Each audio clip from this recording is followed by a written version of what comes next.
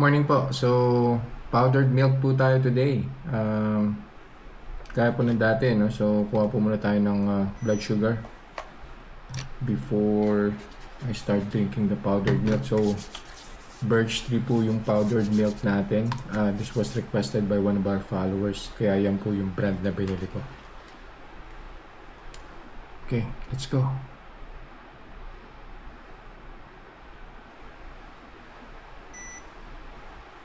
Yan po.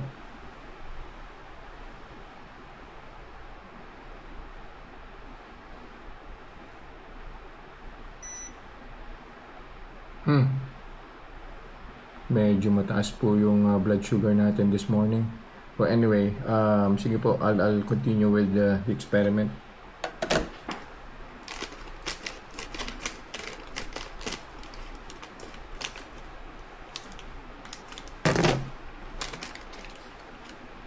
Sundin ko lang po yung kung anong nakalagay sa label. So it says 200 ml of water, tapos 3 tablespoon ng powder milk.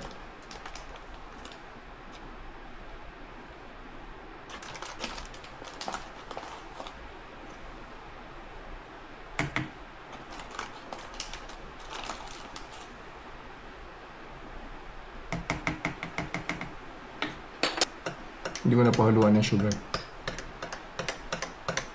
Pure milk lang.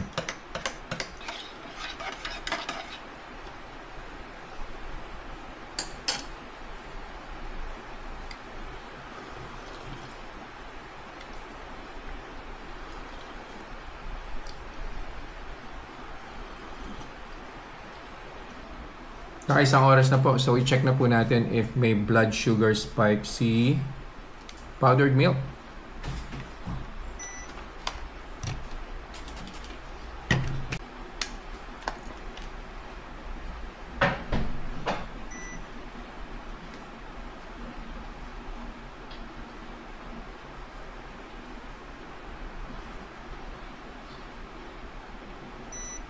Yun.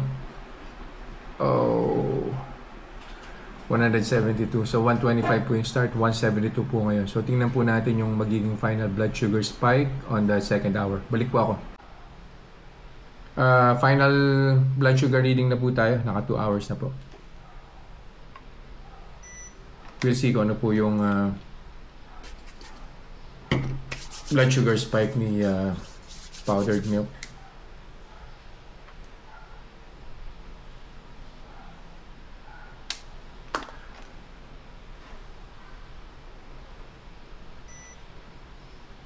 Yan. 125 yung start, umakit ng 172 after 2 hours. Yan. Oh. Laki po nung binaba, 92.